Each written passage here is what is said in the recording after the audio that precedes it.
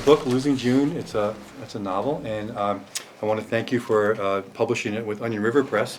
Onion River Press is part of the Phoenix Books, and it was designed by Rachel Fisher, who's the publishing manager, and myself about 7 years ago. And it's really designed to give local people a venue and an avenue for getting a book printed. And so we really appreciate you using us and coming to us, and now we have this great book, which is awesome. Catherine's going to talk a little bit, and then she'll do a little bit of a reading, and she'll answer all your questions. I will, Yeah, all of them. every single one of them. So All of start them. thinking about them now. And then once the question and answer period is done, I'm going to grab her, and I know you're going to want to talk to her, but I'm going to take her right upstairs, as we're going to sit her down behind a table, and you guys can get her book personalized and signed. We have lots of copies for you to purchase up there.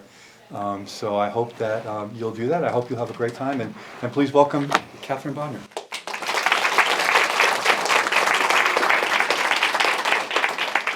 I see a lot of familiar faces, and I just want to thank you so much for coming out tonight. It's really just amazes me, actually, to have such a group. And long time working on this book, 12 years.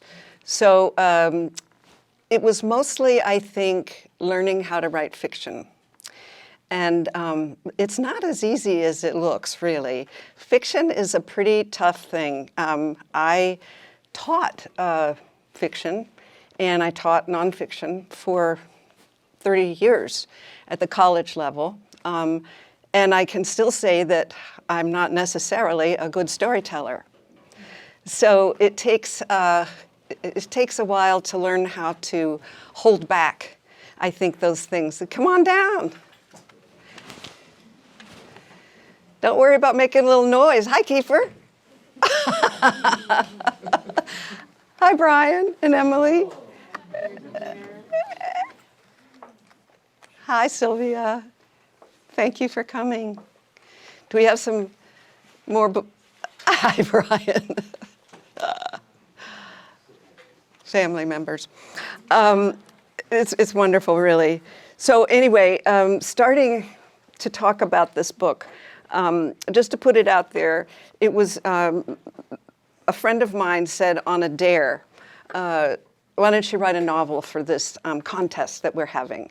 And I'm like, I haven't written a novel before. I haven't even written a short story before. She said, oh, you'll do great. You'll do great, just because she was one of the judges. And I said, well, all right. So I decided to try it. And it turned out that I wasn't very good at it. So it takes a lot of learning.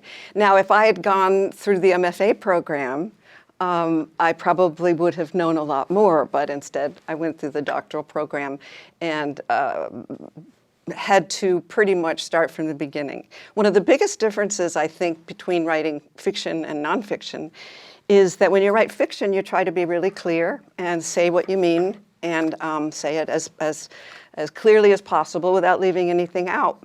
And fiction is completely different because it's like you leave out the most important things. Sort of like watercolor, where you leave those blank places because you want the reader to come to those places on their own through the suggestions and through the hints and the way that you write the story, really. You hope that the reader gets it. And in a couple of writing workshops where what I agonized through, it was like you are insulting the intelligence of the reader if you tell them too much, right?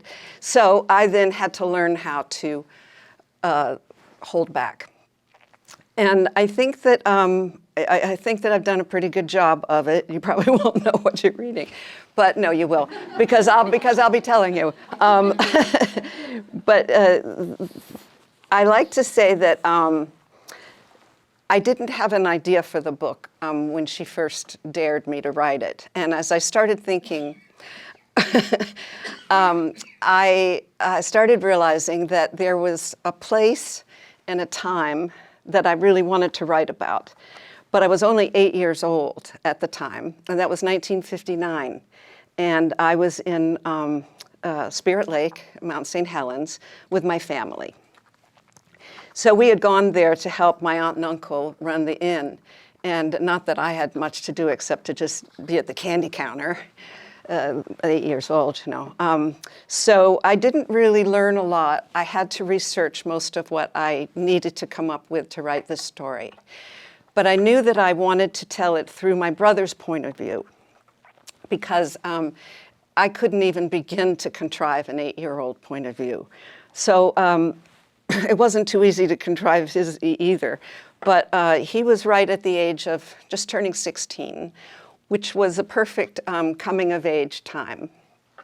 And I had done a lot of studying about Joseph Campbell's books on the heroes and archetypes, and really how you can create a hero by stripping away what they think they know. And so James was from the East, and he went to the West with the family, and he thought he knew a lot. But when you get into the Pacific Northwest, I think just about anybody would realize that you don't know anything. You have everything to learn. And then it was different than it is now. Then everything was moist, and there was fog and mist everywhere. There was rain every day. And the main thing that I came away with was what a wet place this is. And as we now know, it's losing a lot of that quality. And it really fired me up even more to want to take readers back to what it used to be like. Because it's not only was Spirit Lake right next to Mount St. Helens, and in 1959, that was 20 years from erupting. But it was also Spirit Lake was a place with just many, many legends about it. It was a place where a lot of Native Americans had their sacred ground. And so when I started researching, I found that I had to go in a lot of different directions. I had to learn about volcanology. I had to learn about the different tribes that had lived there. I had to learn just pretty much everything that I didn't know about logging and mining and what was happening there. What was happening there was that the volcano was a very active volcano. Some of you know about Mount St. Helens. Yes, I see some people nodding.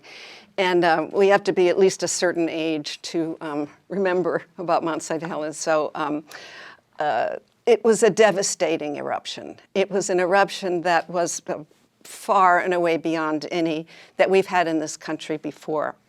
And it was a landslide that was the biggest in recorded history. It sent rocks, huge rocks, 8 miles up into the sky. It was just really nothing that they had planned on. This was because it was fired by gas, and a lot of them are lava-based. So you have a gentle kind of lava flow out. Not with Mount St. Helens. It shot gas right at this amazing little inn called Harmony Falls. Harmony Falls Lodge had 10 cabins, and it had been there since the turn of the last century. And it was a place where generations of families stayed and came and spent the summertime. None of them ever thought about the volcano erupting because word was out that it was dormant. How could it possibly be anything but dormant when it's covered with ice? You know, they just couldn't quite put that together. But the geologists were telling us, the Indians were also telling us that this volcano had erupted every year, and that it was one of the most active volcanoes in the whole rim of fire. And so sure enough, even 20 years, which is like a blip in geological time, it was boiling down there, miles down it was boiling. And when I realized that, and I realized how much fun everyone was having in the lake, and water skiing, and just, it was a beautiful place. Nobody was thinking about this, Armageddon that was bearing down on them. I mean, you're in the lake practically with the volcano. And so nobody really worried. But what I thought about as I started thinking about the story was that it's kind of like the human condition. Because here we are all playing and having fun, and aren't we having fun? Having just a riot. And, of course, we have the weight of mortality bearing on us in the same way that Mount St. Helens was bearing on everyone there. And so it was like I needed to look through a kind of portal to see what it was like before St. Helens had erupted and changed everything. And I mean, I don't know if any of you have seen any of the pictures of what happened after it erupted, but huge 1,000-year-old trees were shaved off at the base and just all fell into Spirit Lake. And the whole area for miles was devastated. And so I kind of thought about what kind of a story takes place inside these parameters. It's one that I'm asking you, the readers, to look at without thinking about the volcano erupting. Because if you think about it erupting, then it seems to me like the story doesn't have the sense that it would otherwise, because it's already destroyed. And if you go back and look for it for today, if you go back and you look, try to find Harmony Falls, which was 100 feet high, and now it's 8 feet high. And that's how, the effect of this. So this is truly a place, it's like a never, never land. We cannot go back and see it. Even if we want to, it's not available for us. And so in fact, everyone that was in the book of my family is dead. Okay, not so unreasonable. It's been 60 years since then. But it also caused me to want to revisit and maybe even rewrite their stories a little bit. And so that's what I did with this. My mother was there, my brother James was there, my aunt and uncle were there running the lodge, and my cousin Tess was there. Now, her name was Cass, but it changed to Tess for the book. Well, because a couple of these people had died violently, in one case suicide, it really made me want to go back and rewrite those stories. And in the case of some, to give them a story that they hadn't had. So that's part of what's happening. The other part of what's happening is that in my research, I read a lot about Portland and what was going on with the coastal cities in the 50s and in the 20s. It was not pretty. There was a lot of corruption. Some of you might have heard about the McClellan Committee, where Bobby Kennedy went in and arrested about over 100 criminals and tried to haul them back to Washington to arrest them. But they pretty much all got away with it because the witnesses were so unreliable. The whole system was so corrupt. But in these places, Seattle, San Francisco, Portland, Los Angeles, these cities were rife with what they called white slavery. It's not called that now, but it was then. And that was really an involuntary kind of prostitution where kids or teens were kidnapped. And a lot of them were taken then into into prostitution. If you've ever been to Portland, you know about these tunnels that are underground. And they were devised to take the food that would come in from the port to the restaurants. But they were complicated. They were also using them to transfer people, to traffic people. So I thought of this, amazingly innocent and lovely inn, Harmony Falls Lodge, and not only the volcano with its, of course, inevitability, but also the crime that was going on. And if you remember some of the songs that, if you go to San Francisco, be sure to wear a flower in your hair. That strikes me as odd because a lot of those kids never came back. And they ended up as victims of this white slavery. So I wanted to tell a story that would embed the crime as well as the innocence and the beauty, and see how it would all work out together. Lou Witt was what St. Helens used to be called. It's the Indian name for it. And it also used to be called Death Mountain because a lot of people did die on the mountain. A lot of Native Americans thought white people were crazy to be on that mountain above the timberline because from their point of view, it was unsafe because of their legends that these 4 volcanoes all had warring spirits. And so they were taught to stay off of the tip of the volcano because it could happen anytime. So they only went as far as the timberline, and they camped there. They'd had their vision quests there. And so I did a lot of reading about the rituals and the traditions of them. And it made me think about this whole area was so rich with legend, with death, beauty, a beauty that we can never attain again. So the story went through a lot of different changes because I joined some writing workshops, and those can be really tough on new writers.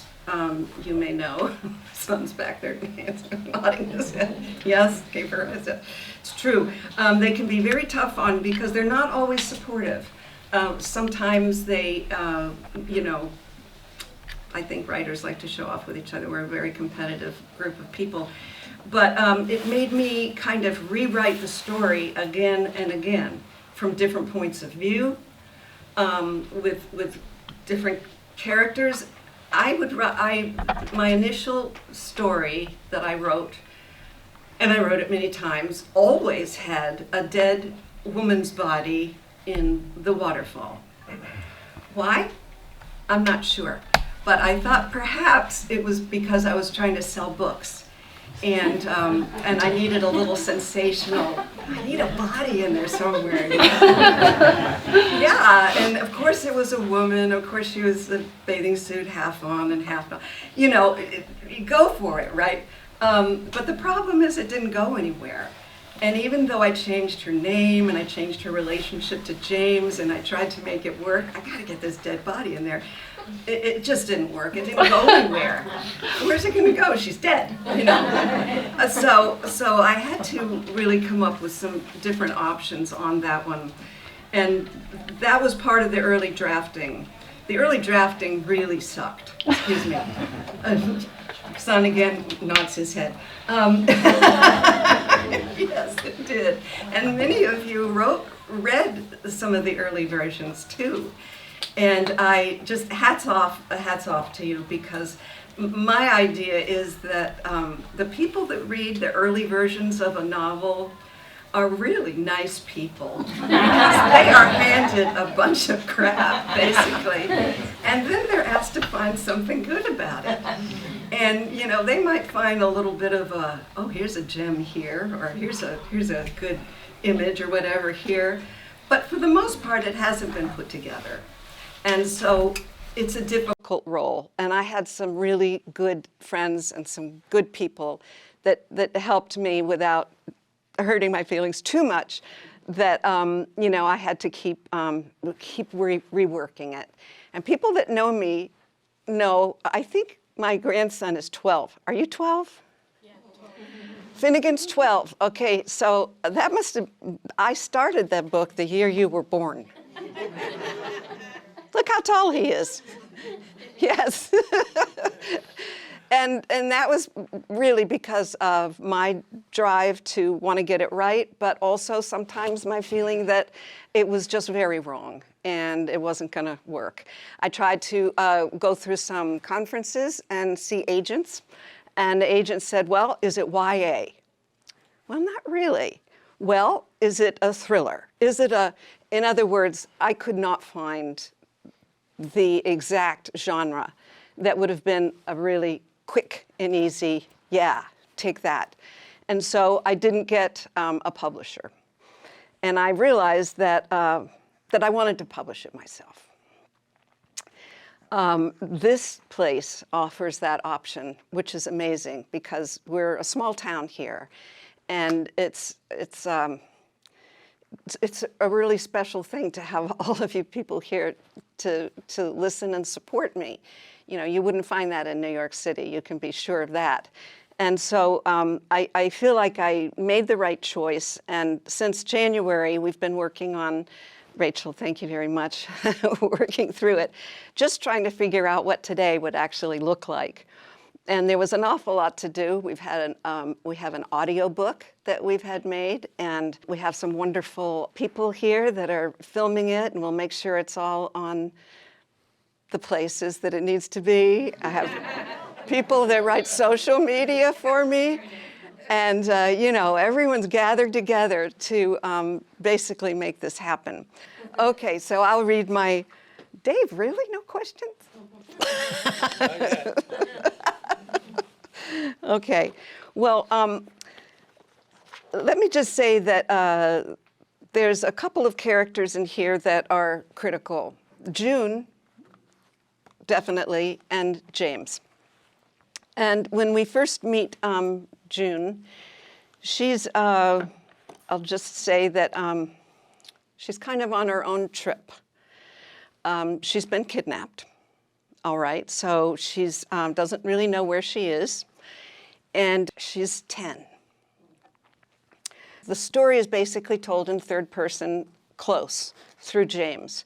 But I drop in these cameo roles that are really deep dives into certain points of view. When I can't get at the point of view any other way, then this is the way that I do it. So this is June. As if at the bottom of a deep well, she feels too heavy to swim to the surface. When she tries to open her eyes, her lids stick closed by something tight around her head. Slowly moving each limb and finger, she runs down a delirious checklist and finds her body parts in order. She has journeyed far in her sleep, flying through confetti clouds at the speed of light, soaring over the moon, yet she knows she hasn't moved from this hard pallet. All this is a dream anyway. It has to be. Her hands are tied with soft ribbons, and she is trying to sit up when Max climbs up to her, heaving like an old man, saying, "Hey, Angel, I thought I heard you stir." She flinches as his flat, rough fingers graze her cheek and forehead. She can feel him smoothing her loose hairs out of her face. It feels nice, like when her mother does it. "You sure are a pretty thing. Do you know that?" She feels his gaze and his light touch on her legs. She had thought it was salamanders. It was so light. His breath comes close, and she can feel its damp warmth. Then it moves away. "I'm sorry I have to keep you tied like this, honey. It's for your own safety." "Hey, guess what? I've got some chocolates." She listens as he unwraps them and places one on her lips. She opens her mouth to accept it. "That's right. Take 'em, one at a time." When she bites into it, the center of the chocolate bursts with the bitterness of turned cranberries, kind of sticky like caramel. Every bite releases sugary, dark chocolate. She chews carefully, one at a time, slower and slower, heavier still as she gets to the third one. Then she slips off, tingling, her ship launching from some distant shore. So, she is, obviously June will appear in a lot of different ways. She won't always be opiated. But at these drop-in times, there's no other way that I can get into her mind but like this. The other main character, and there's a few characters you're going to love. Some that aren't family members that I made up completely, and they're really great. They really are. So now this is James, and James is right now on the side of the volcano, and he's there because he's he's troubled. He's got a bad conscience, and he's looking for some answers. It's a quest, and he's been shown what to do and how to handle it, but at this point, he's alone. James scraped a kitchen match on dry rock and lit the scraggly mound of sagebrush, setting off tiny crackling fireworks.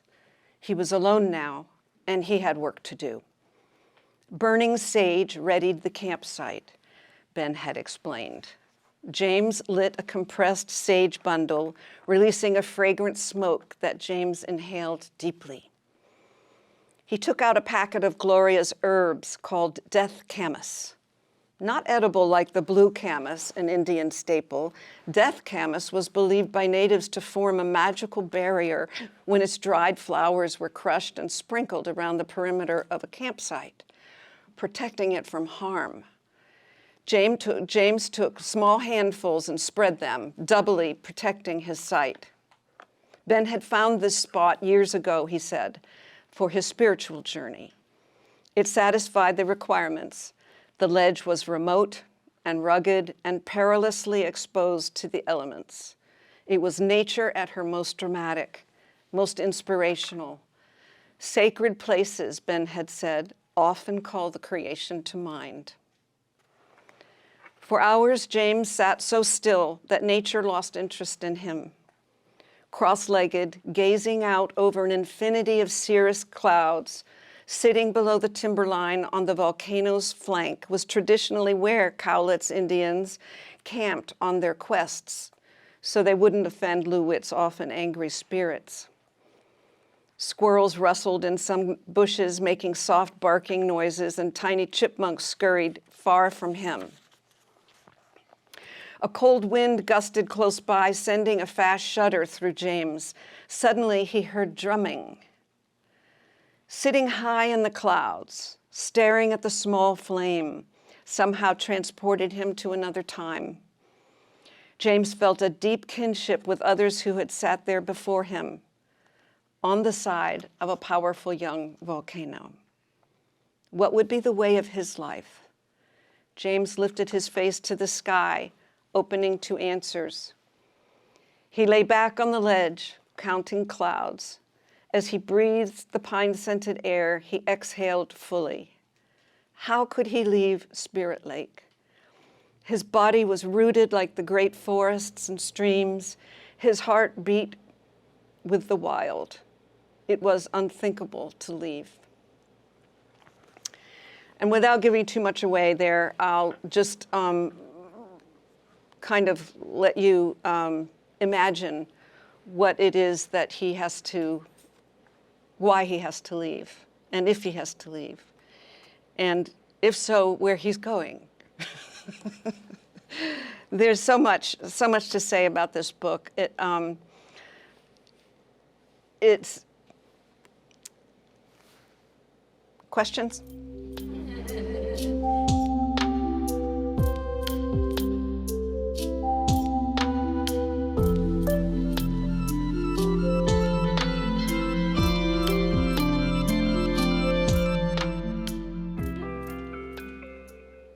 Come on. Yes, thank you, Kim. When did you know, you worked so hard to frame the story and figure out where it was going to go. Can you tell us about when and how you realized that the story that you had come up with was going to work? You know, I've been struggling with that all along, as I think most writers do. I guess I've always felt what drives us to excellence is doubt. So I have doubted a lot of what I've done and redone it. And I think that probably it's been in shape for a few years now. And it was when I added these first-person points of view that enabled me to get into the characters that I couldn't have before, because they had secrets that they wouldn't have told another character. And how else can you get to them but by just dipping in and seeing what they're thinking? And this was a suggestion to me that I immediately did and realized was what had been missing. And so I think at that point, I felt that I had a whole book. There were still, always things that you can think of to correct, and even these inserts that I was working on needed a lot of work because they were brand new. But they were the things that had been missing. I just couldn't tell it all through James, and and his limited mind. I mean, there were things that some of the women knew. The character called Tess, for example, is just beginning to feel the signs of prescience. She's starting to dream about voices, and she's starting to hear rumblings way down deep in the volcano. Nobody else is, and she thinks that she's going mad. And she even hears children's voices calling to her. And this character was based on my cousin, Cass. And I will say that I struggled to understand her because I didn't know her. I only met her that summer when I was 8, and she was so nice to me then. And then I didn't hear about her again until her mother told me that she had killed herself. And it was after the volcano erupted. I do believe I've read enough about the volcano eruption to know that it split up many marriages. It split up many lives. People lost faith in things that they had thought confident about. And there were suicides. And so I wanted to understand her. When did those voices start? And even though she was young there, did she live her whole life with those voices telling her to kill herself? Or was it something that she just thought? But it was an evolving character that I wasn't going to be able to get into until I went into her mind and could hear her fears. And there's a couple of other characters like that too, who have similar kinds of secrets that finally was able to see the virtue of multiple points of view. And I don't think it's confusing. I think it's very clear when they come in and everything. So I guess that helps to answer that very excellent question. Thank you. Thank you. Yes? How many years did your family go to Spirit Lake? Just one? It was just that one summer. Yes. And it left such an impression on Well, yes, it surely did. The book does a great job of getting you to understand just how cozy that the lodge is and the scenery is of that. And I wondered if you had gone for multiple years, if the last time you went, how were you affected when the volcano did erupt? I mean, since you were so young, did it affect you in any way that those fond memories were underneath hundreds of feet of ash? You know what I mean? No, I do know what you mean. I'm not saying no, I don't know what you mean, but I do know what you mean, and I'm saying that since I was back east, and since that had only been one summer, I don't think that it affected me very much at all. I'd like to say that I was devastated by it, but I was more devastated by Cass's death after the volcano, and especially putting those two things together. And that was the confluence that happened in the book for me, was to see the results of the volcano. And so, I don't know, did I answer your question? Was Tess's character and how she started to see things and feel things, was that was there a lot of truth to that in Cass?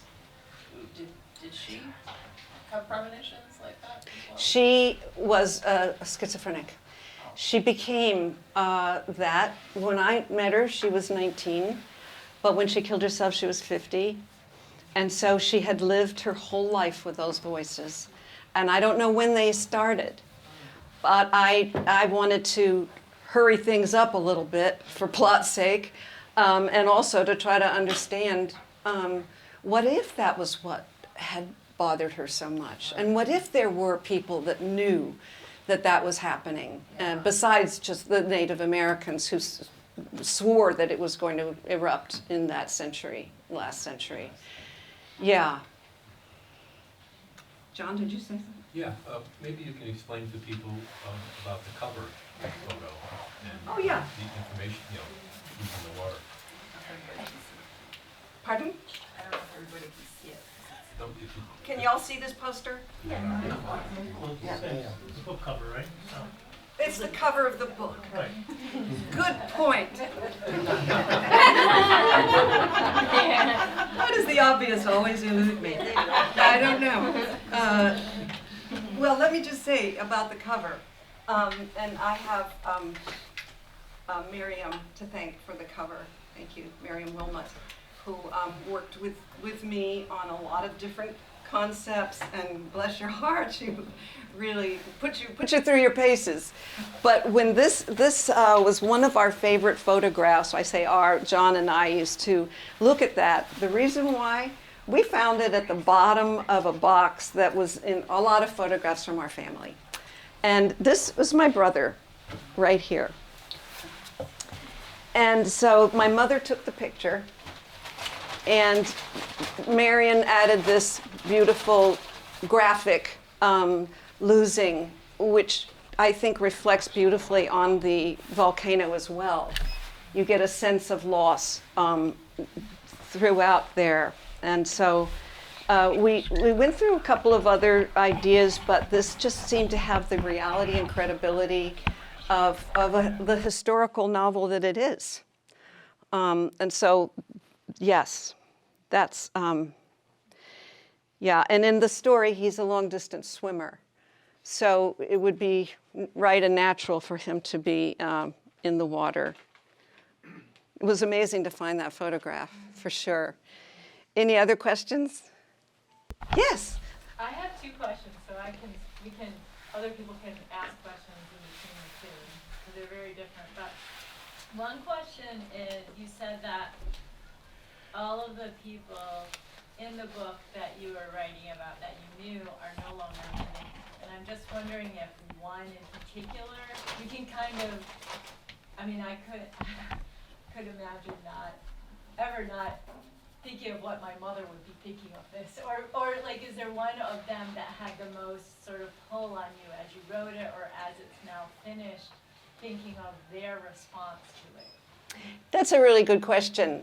It's almost like you read my mind, because my mother was one of those people who would say to me often, "Oh, you need to write a novel," and I'm like, "Are you crazy? Come on, I write magazine articles and travel articles. That's what I do." But she said, "No, you're going to write a novel." And she herself had written a number of books, but they were all nonfiction on grief. And so she, yes, she encouraged me a lot. And I have to say that a lot of my family encouraged me from the other side as I was writing. And it was really pretty amazing. Sometimes when I would wonder about a character like James, and didn't he think about it when his mother took him away from his father? And how come I never heard about that growing up? Sometimes it would just make me cry to realize what people had gone through that I had never even known. But it took an imagination to try to ascertain, well, of course he wouldn't be too happy about it, And so my brother was there very much with me during the writing, my mother, and I think that Cass was too. And so my aunt and uncle, not so much. They were sort of just there because we needed, they were there working and everything. But the other three characters were really, really encouraging me. Yeah, thanks. My Chris. question, which I think you answered, how did your brother influence you in this book? Oh, Did you give him credit It- for giving you the inspiration? you mean like in my author's notes at the end? Oh, yes, I did. And he was one of those people that died young and didn't get to have the history that he has now. And so I did think a lot about bringing him back to life. And it was really, I stayed with the novel, I think, for so long because I wanted to keep them alive. And so that was it was a different world that I had created 60 years ago to go back to. And yes, question? Oh, I'm sorry. I thought I saw you raise your hand. But that was a big part of why I wrote the book, I think, was to let them have lives that they didn't get to have, or maybe better ones than they had. So the survivor always gets to rewrite history, Too bad for the other ones, right? Yes, Donna. Will you be writing another one? Oh boy, that's a good question. John has prompted me how to answer this, and so I will say, maybe. I think I've learned. Not 12 years, though. No, not 12 years. That's the thing that would make me say, hey, I want to live a little. 12 years is a long time to stay serious about anything. And so, but I did learn. I do think that it would go faster next time. And I do think that there's a number of hints of a possible sequel in the book. So look for those and say, oh, come on, Catherine, write another book. Did you say something, Marcy? I said that's good. Oh, yeah. Any other questions? Yes. My second one. Yes. So my second one is I love reading aloud, and I also love being read to. So as soon as you said audiobook, I want to know, did you do the audiobook or did someone else, and what was that? Sounds like someone else did, and what has that experience been? It's a terrific experience because the first time I had asked a friend to do it, and with miserable results. It was like reading sheet music without the music. There was just no affect to the voice at all. And I had to say, never mind, I'm sorry, I was kidding. And I then got the suggestion of this couple who does, they're audio actors. I didn't even know that existed. But they go and they study drama just like other actors do. And then this is a specialty area that's so needed now, especially as more and more people self-publish. And there doesn't seem to be a clear avenue to the audiobook. But now audiobooks are being, everybody is getting them. So I wanted to really do a great audiobook. And so the two of them did it together. And it just came through this week. It should be on Amazon, I believe, today or tomorrow. And so we tried to synchronize everything so it would happen pretty close. So we have Kindle, we have the print book, and we have the audio book. And I can't say enough positive about this audiobook because these guys just really did a terrific job. Yeah, I started crying. I mean, I do cry at a lot of things, but it's true. But my own work, that's so pathetic, isn't it? I know. Get a life, Catherine. You're that moved because someone else reads your work, that doesn't break. Yes, it is. And so that's why I think others will really enjoy it too. It's a great option that we have now to be able to do that. And then wasn't so easy to find, how to, thankfully we have our help from Lucas and Amy about how in the heck to get the audiobook up there, because that's still a little bit confusing. But it's happening. It's happening. There's something called Author Republic? Author Republic, yeah. And it does more than just Audible does. It gets them in libraries, and it gets them in high schools and schools. So that's what we're going with. So I'm pretty excited about that. Thanks for asking about that, Emily. Yes? And who do you have planned for your movie? You mean to star in it or to... Get the cast. I was literally thinking about that really the other day, and I have no idea. But it would have to be someone about the age. I mean, I'm thinking of James because he's the main character. And the thing that gave us that idea was the music that you heard when you walked in, which was Moby. And it's his song, Alone. And it's 11 minutes long. I know that because we had it timed perfectly for you to be able to sit down and everything. But it's all percussion. And it's so very close to native sounds that John and I just looked at each other when we heard it and we went, oh, a movie? It was like one of those moments. And that was even before I thought for sure that this was going to fly. But I'm closer to it now, for sure. It could happen. I know. Maybe. Miracles happen, right? Right, Dave? There you go. Look at little Tilly. He's the cutest dog. Other questions? Oh, come on, guys. No? No? Okay. Marcy?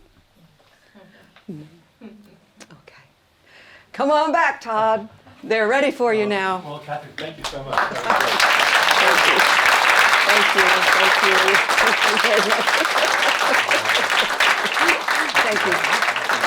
Terrible, absolutely. Yes. And thank you all for coming. I want to let you all know you should be very proud of yourselves because you are the biggest audience we've had since we started doing in-store.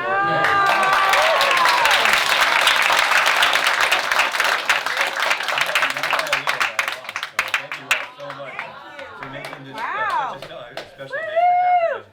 Today was the release of the book, so I know you probably haven't had a chance to even look at it closely, but thank you so much for coming. Thanks for your great questions. Thanks for your attention. There are copies upstairs if you want it, and Catherine will be up there signing, and all that good stuff. So thanks. Copies everywhere, actually. We have copies everywhere. But at the registers is really where you want to go. Yeah. So thank you all so much for coming. Really appreciate it.